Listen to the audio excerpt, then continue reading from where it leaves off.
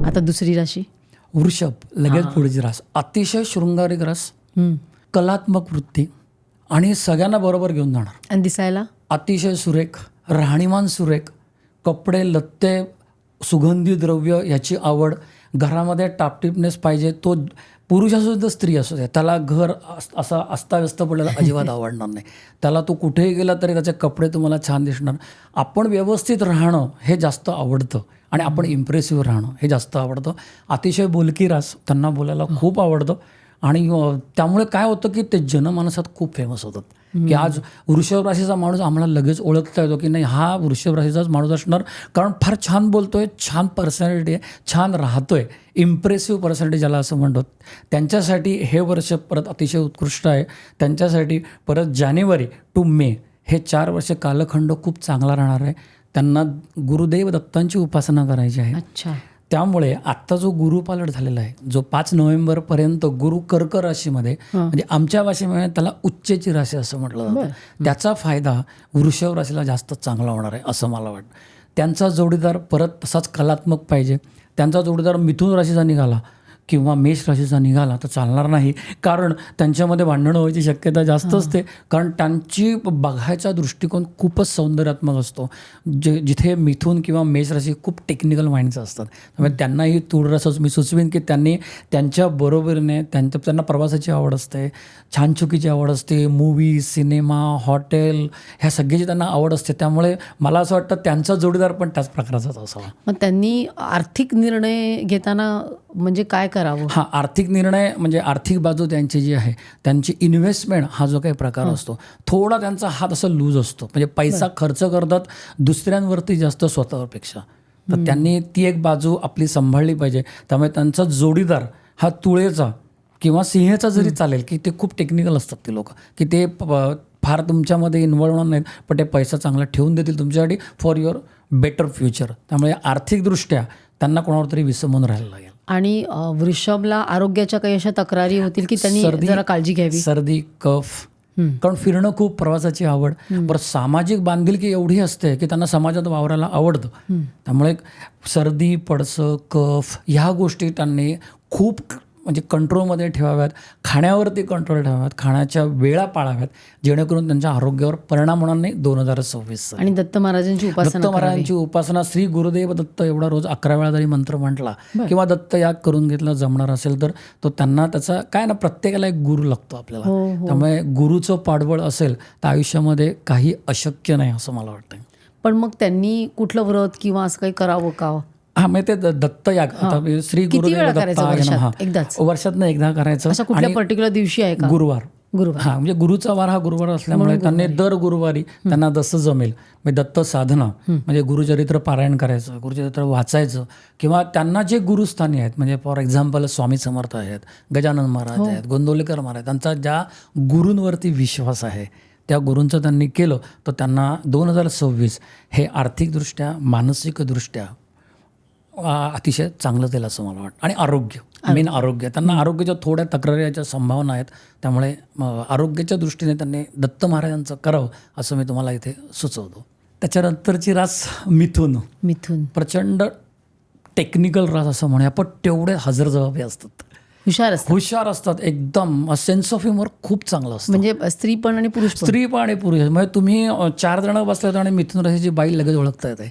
4 जण पुरुष बसले, हुशार आणि सेन्स ऑफ ह्युमर, हजरजबाबी असतात.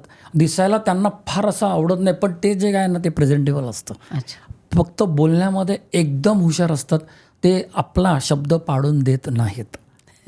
फक्त त्यांच्यामध्ये एक खोड असते, ती त्यांनी 2026 टाळावी, ती म्हणजे दुसऱ्यांच्या चुका काढणे.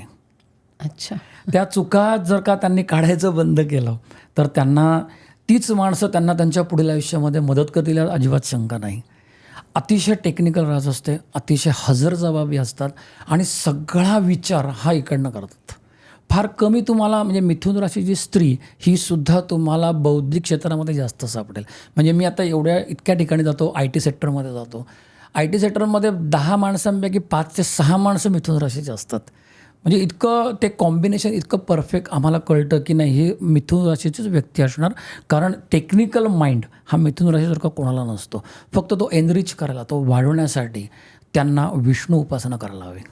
आता विष्णू उपासना म्हणजे सहस्त्रनामावली आहे, तुम्ही ती सहस्त्रनामावली वाचा. खूप बोलण्यामुळे एनर्जी लॉस होत आहे त्यांची. त्यांना खूप बोलायला आवडतं त्यांना, पण फक्त टेक्निकली बोलायला आवडतं. हे वर्ष 2026 हे एनर्जीचं वर्ष आहे. मी जसं पहिल्यांदा म्हटलं तसं, तर ती एनर्जी कन्झ्युम जी होते ती परत रिडेव्हलपमेंट करण्यासाठी त्यांना विष्णू सहस्त्रनामावली अतिशय उपयुक्त आहे. मग तो पुरुष असो नाही तर स्त्री असो. मिथुन राशीच्या लोकांनी वृषभ राशीच्या मुलीशी लग्न करावं, कारण आपल्याला दोन्हीचाही समन्वय साधायचा आहे. नुसतं टेक्निकली चालत नाही किंवा नुसतं शृंगारी असून पण चालत नाही. त्यामुळे हा दोन्हीचा समन्वय आणि स्वभाव विशेष बघता मिथुन राशीच्या लोकांनी कर्क राशीचा किंवा वृषभ राशीच्या लोकांशी विवाह झाला तर त्यांना खूपच वेगळं जग दिसेल असं मला वाटतं. आणि मग आरोग्याच्या काही त्यांनी काळजी घ्यावी, आर्थिक इन्व्हेस्टमेंट्स किंवा असं. ह्या लोकांना आरोग्याच्या दृष्टीने म्हणजे त्वचा, स्किन डिसीज होण्याची खूप शक्यता असते. बरं. आणि त्यांच्यामध्ये तो जेनेटिक एखादा डिसीज असेल, फॉर एक्झाम्पल डायबिटीस, तर तो थोडा लवकर म्हणजे 30-40 वर्षाच्या असतानाच त्यांना तो जेनेटिकली येण्याची शक्यता खूप म्हणजे जास्त प्रमाणात. खाण्यापिण्याची काळजी करावी. त्वचा म्हणजे जास्त हीट आहे किंवा जिथे एक्स्ट्रीम कंडिशन आहे क्लायमॅटिक, तिथे शक्यतो जाणं टाळावं की जेणेकरून त्यांच्या स्किनवर परिणाम होणार नाही. आणि मिथुन राशीच्या माणसांना मल्टिपल गोष्टी करायच्या असतात. त्यांना हे पण हवं असतं, त्यांना ते पण हवं असतं, फोकस असतात सगळीकडे, पण सगळं पाहिजे असतं त्यांना. तर ते थोडंसं त्यांनी 2026 टाळावं की जेणेकरून त्यांचा मेन फोकस हलणार नाही आणि त्यांना त्यांच्या सगळ्या करिअरमध्ये चांगली दिशा मिळेल. दुसरा तुम्ही पुढचा प्रश्न विचारला की आरोग्याचं मी तुम्हाला आत्ता सांगितलं. इन्व्हेस्टमेंट त्यांनी तर जरूर करावी आणि ते खूप हुशार असतात इन्व्हेस्टमेंटमध्ये होता. म्हणजे मी तुम्हाला सांगतो की फॉर एक्झाम्पल त्यांचं उत्पन्न समजा 100 रुपये असेल तर त्यातले 70 रुपये ते इन्व्हेस्ट करतात आणि ते अशा ठिकाणी इन्व्हेस्ट करतात की त्यांना त्याचा फायदा कधी होणार हे पण माहिती असतो. इतकं छान. म्हणजे इन्व्हेस्टमेंटसाठी मिथुन रास ही खूप चांगली रास आहे. म्हणजे त्यांना फायनान्शियल इन्व्हेस्टमेंट करायला कुठल्याही सल्लागाराची तशी गरज लागत नाही की मी आता किती इन्व्हेस्ट करू, काय करू. म्हणजे 2026 त्यांनी जी काही इन्व्हेस्टमेंट जे करणार आहेत, म्हणजे त्यांच्यासाठी इन्व्हेस्टमेंट हा जो प्रकार आहे हा जून किंवा जुलैमध्ये त्यांनी जरूर इन्व्हेस्टमेंट करावी. जून किंवा जुलै 2026. हा कारण का 1 जूनला गुरु परत बदलतोय. बरं. तो जाणार आहे कर्क राशीमध्ये पूर्ण वर्षभर. त्यामुळे त्यांनी त्यावेळेला ती इन्व्हेस्टमेंट करावी आणि त्याचा त्यांना नक्कीच 2027-28 मध्ये नक्की फायदा होईल. पण मग आता ही जी इन्व्हेस्टमेंट आहे ती गोल्डमध्ये करायची त्यांनी का आपले म्युच्युअल फंड किंवा शेअर्समध्ये करायची? शक्यतो त्यांनी टेक्निकल माइंड तुम्हाला म्हटलं त्याप्रमाणे त्यांनी टेक्निकल म्हणजे म्युच्युअल फंड, SIP, SWP याच्यामध्येच करावी.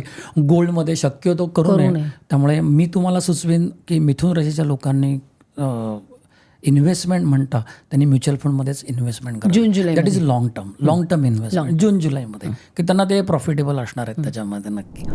ही क्लिप शेवटपर्यंत बघितल्याबद्दल खूप खूप धन्यवाद. संपूर्ण एपिसोड बघण्यासाठी खाली दिलेल्या लिंकवर क्लिक करा आणि सर्व काही चॅनलला सबस्क्राईब करायला विसरू नका.